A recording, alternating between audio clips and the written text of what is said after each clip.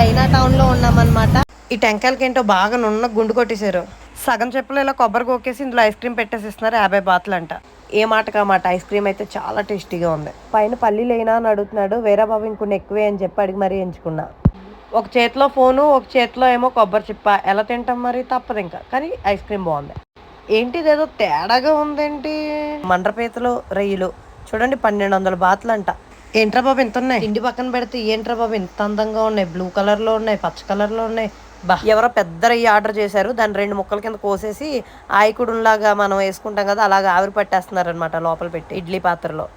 ఈ అక్క వాళ్ళ ఇంట్లో కోడి కోసినట్టున్నారు. ఈకలన్నీ మెల్లోనే తలకి వేసుకుంది చెవులకిని. ఈ అక్క సూప్లో ఈ పురుగులు కొనుక్కొని వేసుకొని నంచుకొని తినేస్తుంది. పెరుగన్నం అనుకున్నదేమో. రంగురంగులు పుల్లైస్ అనుకుని దగ్గరికి వెళ్ళిపోయాను. తర్వాత అర్థమైంది ఇవి చికెన్ అని. ఈ కోకోనట్ ప్యాన్ కేక్ అయితే నాకు ఫేవరెట్ అయిపోయింది. చైనా టౌన్లో ఫుడ్ అయితే ఒక వండర్ అనే చెప్పుకోవాలి. ఫుల్ వీడియో అయితే మన యూట్యూబ్ ఛానల్లో ఉంది. సబ్స్క్రైబ్.